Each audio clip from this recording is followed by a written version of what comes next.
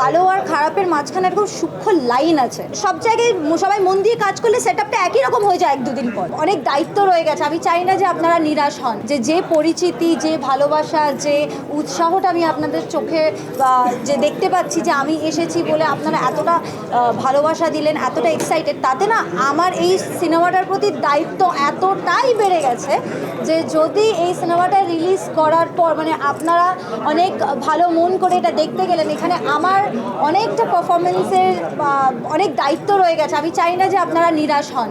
তো সেই দিক থেকে এটা বলবো যে এটা আমার অনেক বড় দায়িত্ব। তো আমার খুব ভালো লাগছে যে আপনাদের এতটা মানে আস্থা আছে আমার ওপর, যে এত এত সুন্দর সুন্দর কথা বলে যে আমার এখানে এত ইন্ট্রোডাকশন হলো, এত ভালোবাসা পেলাম, নিয়ে এত কথা বললেন, যে মানে এই ভরসা করে যে আমাকে এত। গুলশানের চামেলির চরিত্রটা অনেকটা কঠিন, ঠিক আছে, কারণ আমি এরকম ধরনের কাজ করিনি, বা এই যেরকমভাবে চরিত্রটাকে এক্সিকিউট করা হচ্ছে, মানে ভালো আর খারাপের মাঝখানে একটা খুব সূক্ষ্ম লাইন আছে। সো সেইটা এই দিক থেকে ওদিক হলে অনেক কিছু হয়ে যেতে পারে। সো সেই দিক থেকে গল্প বলাটাও চেঞ্জ হয়ে যেতে পারে। তো আমি বলবো এটা অনেক বড় দায়িত্ব আমার কাছে। থ্যাংক ইউ সো মাচ যে আমার প্রথম ছবি, বাংলাদেশের এই প্রথম ছবিটা আমি এরকম বড় একটা গুরু দায়িত্ব নিয়ে নেমেছি, আর আশা করি আপনাদের সবাইকে আমি নিরাশ করব। আমি শুরু থেকে হয়তো মানে একটু যখনই আমার কাছে কোনো গল্প আসে, আমি সবার আগে পরিচালককে জিজ্ঞেস করি যে আমার করার কি আছে, মানে আমার রোলটায় কতটা কি আছে।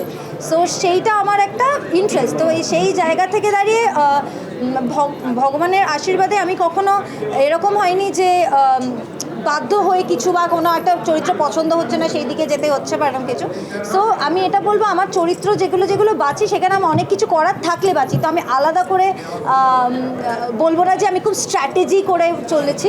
তো সেই সুবাদে কি হয়েছে, এতগুলো বছর ধরে অভিনয় করছি, তো মানে 15-17 বছর আমার হয়ে গেছে। সো এই একটা ইমেজ হয়ে গেছে যে মধুমিতাকে যদি বলি তাহলে একটা মানে তার একটা বড় চরিত্র দিতেই হবে, মানে এরকম একটা ব্যাপার আছে।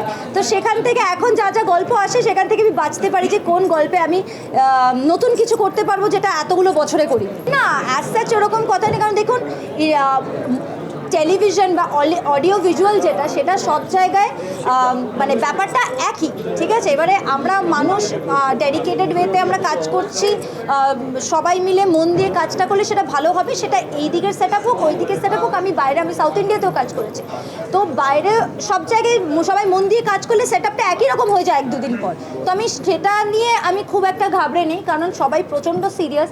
আর আজকে এখানে এসে দেখতে পাচ্ছি যে সবাই এই ছবিটাতে কতটা মন দিয়েছে। মানে আমি সব অ্যাক্টার্সদের সঙ্গে কথা হয়েছে, মানে আমাদের পরিচালক, প্রযোজক সবাই প্রচণ্ডভাবে উৎসাহী এই ছবিটাকে নিয়ে। তো এইটা আমার মনে হচ্ছে যে আমার জন্য খুব ভালো একটা ডিসিশন হয়েছে যে আমি এই চরিত্রটা করছি। তো আপনাদের বাস সবার আশীর্বাদ। যখন আমার কাছে প্রথম এই ছবির জন্য যোগাযোগ করা হলো, তো তখন প্রথমে যখন গুলশানের চামেলি নামটা শুনেছিলাম, তখন আমার মনে হয়েছিল যে আমার চরিত্রটা কীরকম হবে, কারণ নামটা শুনে মনে হচ্ছে খুবই মানে কি বলবো, খুবই এজি ক্যারেক্টারটা, নাকি খুবই আমি কিছু করতে পারবো বা আমার কমফর্ট জোনের বাইরের হবে চরিত্রটা। তো যখন উনি আমাকে গল্পটা পাঠালেন, আমি যখন পড়লাম, তখন আমার এই চরিত্রটা জার্নিটা এমন লেগেছে আমি বরং ভাবলাম যে এই জিনিসটা তো আমি করিনি, এরকমভাবে তো আমি করিনি। তারপরে আমি ওনার সঙ্গে যখন কথা বললাম যে এই সিনগুলো কীভাবে ভাবছেন, ওই সিনগুলো কীভাবে ভাবছেন, ওনার ন্যারেটিভটা শুনে আমার এত ভালো লাগলো, মনে হলো যে না, এই ছবিটাই আমার বাংলাদেশে আসার সূত্র হওয়া উচিত। বাঁধনের সঙ্গে কাজ করেছি এক জায়গায়, মিস্টার মুশাররফ করিমের সঙ্গে কাজ করেছি। উনি অসম্ভব দারুণ অভিনেতা। আমি বাংলাদেশের অনেক ছবি দেখেছি, মানে ইনফ্যাক্ট আমার এখানকার ফিল্ম মেকিংও খুব ভালো লাগে। তো আমি খুবই এক্সাইটেড সেই জন্য এখানে কাজ করি।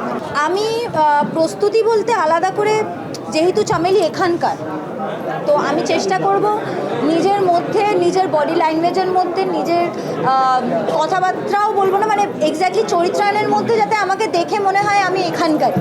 সো সেটা হচ্ছে অনেক বড় একটা চ্যালেঞ্জ আমার জন্য, কারণ আমরা কালচারালি কিছুটা হলেও তো আমাদের একটা ডিফারেন্স আছে। তো আমি চেষ্টা করব যাতে সেটা আমার চরিত্রে না ফুটে ওঠে। তো সেটা ইটসেলফ অনেক বড় খাটনি। তো সেটা আমি দেখা যাক আমি ওটা কতটা করতে পারি, সেটার জন্য তো আমি এনার উপর ভরসা করেই আছি।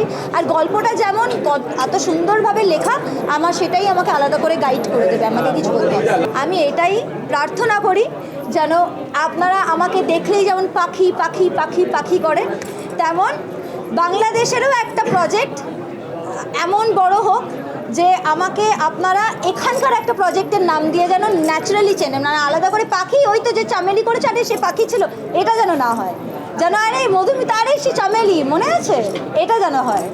So, আমি এটাই চাই। আমি মনে করি একজন আর্টিস্ট, একজন পারফর্মার, মানে ডাজন্ট ম্যাটার এটা এখানের কাজ করছে কি ওখানের কাজ করছে, যত ভালো ভালো কাজ তার ঝুড়িতে আসবে, যত অডিয়েন্স দেখবে যে আচ্ছা এই চরিত্রটাও এরকম করেছে ওইটাও ওরকম করেছে, এখান থেকে তাদেরও ভালোবাসা তৈরি হবে, আর সেখান থেকে পরিচালকেরও একটা মনে হবে আগ্রহ হবে, তাহলে আমি ওকে নিয়ে একটু এক্সপেরিমেন্ট করতে পারি। আমার এত কিছু আমি ভাবি না, আমি একটাই জিনিস ভাবি, যখন যেই পরিচালক আমাকে কাজ করছে তিনি যেন আমাকে নিয়ে খুশি থাকেন, আমার আর কোনো কিছু ভাবি না। এইখানে আমি অলরেডি অনেক যে অভিনেত্রীদের সঙ্গে আমি যে যুক্ত হতে চলেছি, সবাই অনেক বড় নাম, সবাই আমাকে অনেক অনেক অনেক ভালোবাসা দিয়েছে।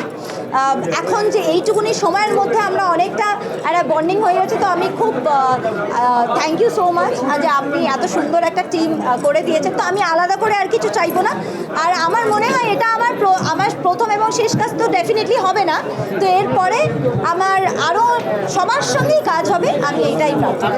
আমাকে সবাই আমাকে নিয়ে সবার খুব কেয়ার করে, ঠিক আছে, কিন্তু কেউ আমাকে যদি না বোঝে সেটাকে আমি কেয়ার করি না, কারণ আমি খুবই আমার স্বভাবটা চিনির মতো, তাই আমি চিনি পছন্দ করি। আমি আর কি বলবো, আমার আর কিছু বলতে পারি যে আমার স্বভাবটা চিনির মতো, আর আশা করি চিনিকে আপনারা চামেলি হিসেবে খুব ভালোবাসেন।